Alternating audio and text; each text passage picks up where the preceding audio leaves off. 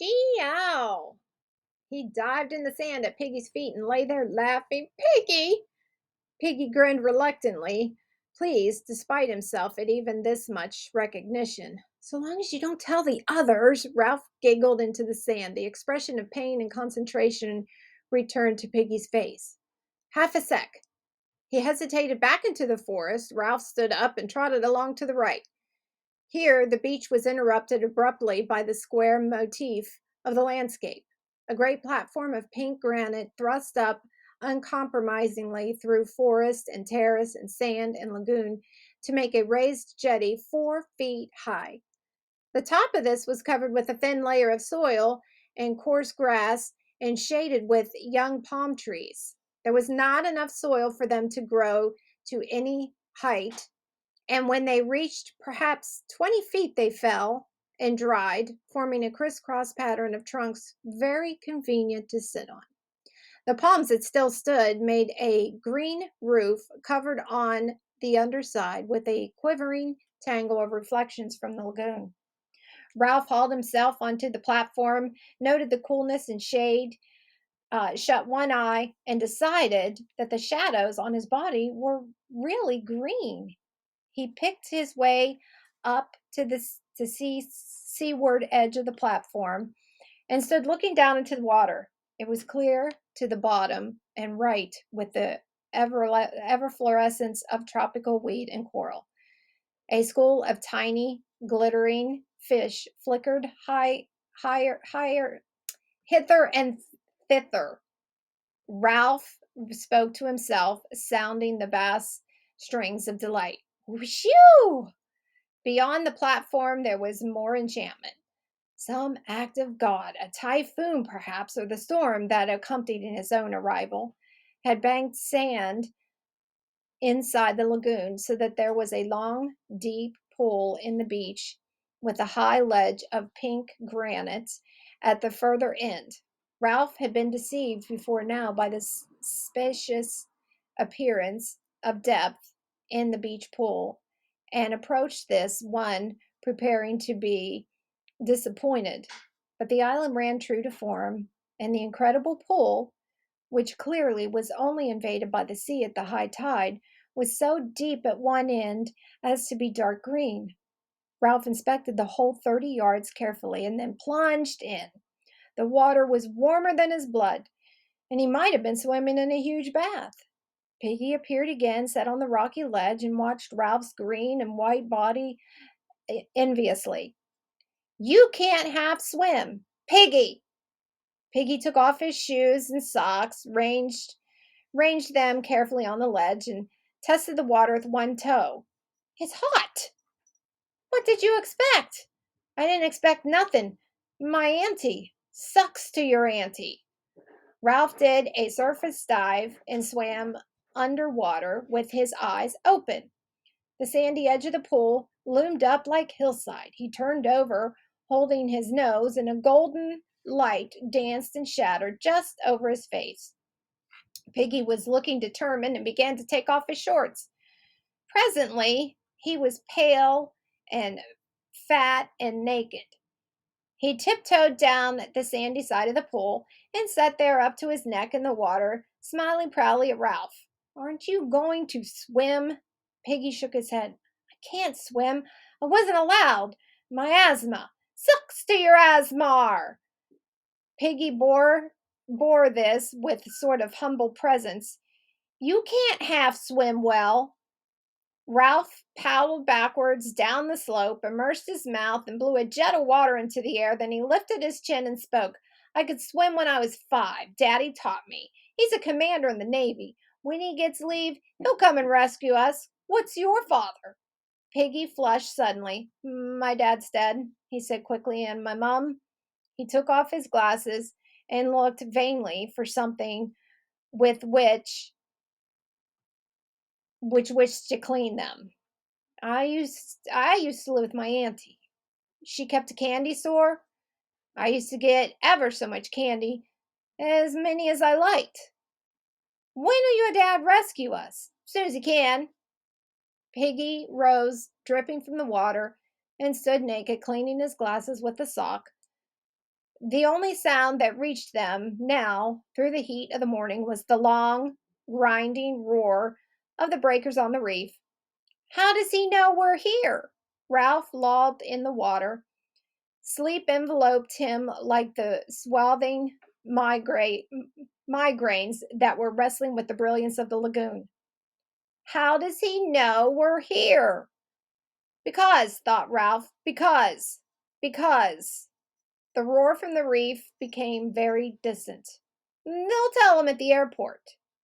Piggy shook his head, but on his flashing glasses, and looked down at Ralph. Not them. Didn't you hear what the pilot said about the atom bomb? They're all dead. Ralph pulled himself out of the water, stood facing Piggy, and considered this unusual problem. Piggy persisted. This is an island, isn't it? I climbed a rock, said Ralph slowly, and I think this is an island. They're all dead, said Piggy, and this is an island. Nobody don't know we're here. Your dad don't know. Nobody know. His lips quivered, and the spectacles were dimmed with mist. We may stay here till we die. With that word, the heat seemed to increase till it became a threatening weight, and the lagoon attacked them with a blinding effulgence. Get my clothes, muttered Ralph. Along there. He trotted through the sand, enduring the sun's enmity, crossed the platform, and found his scattered clothes. To put on a gray shirt once more was strangely pleasing. Then he climbed the edge of the platform and sat in the green shade on a convenient trunk. Piggy hauled himself up, carrying most of his clothes under his arms. Then he sat carefully on the fallen trunk near the little cliff that fronted the lagoon, and the tangled reflections quivered over him. Presently he spoke. We got to find the others. We got to do something. Ralph said nothing. Here was a coral island, protected from the sun. Ignoring Piggy's ill-omened talk, he dreamed pleasantly. Piggy insisted. How many of us are there? Ralph came forward and stood by Piggy. I don't know. Piggy looked up at Ralph. All the shadows on Ralph's face were reversed. Green above, bright below from the lagoon. A blur of sunlight was crawling across his hair. We got to do something. Ralph looked through him. Here at last was the imagined but never fully realized place leaping into the real life. Ralph's lips parted in a delighted smile, and Piggy, taking this smile to himself as a mark of recognition, laughed with pleasure. If it really is an island, what's that? Ralph had stopped smiling and was pointing into the lagoon. Something creamy lay among the ferny weeds. A stone? No, a shell. Suddenly, Piggy was abubble with decorous excitement. "'S right, it's a shell. I've seen one like that before on someone's back wall. A conch, he called it. He used to blow it, and then his mum would come. It's ever so valuable." Near to Ralph's elbow, a palm sapling leaned out over the lagoon. Indeed, the weight was already pulling a lump from the poor soil, and soon it would fall. He tore out the stem and began to poke out in the water, while the brilliant fish flicked away on the side, and that. Piggy leaned dangerously. Careful, you'll break it. Shut up. Ralph spoke absently. The shell was interesting and pretty, and a worthy plaything, but the vivid phantoms of his daydreams still interposed between him and Piggy, who in this context was irrelevance. The palm sapling bending, pushing the shell across the weeds, Ralph used one hand as a falcon and pressed down with the other till the shell rose, dripping, and Piggy could make a grab. Now the shell was no longer a thing seen, but not to be touched. Ralph, too, became excited. Piggy babbled. A conch. Ever so expensive. I bet if you wanted to buy one, you'd have to pay pounds and pounds and pounds. He had it on his garden wall, and my auntie. Ralph took the shell from Piggy, and a little water ran down his arm. In color, the shell was tea cream, touched here and there with a fading pink.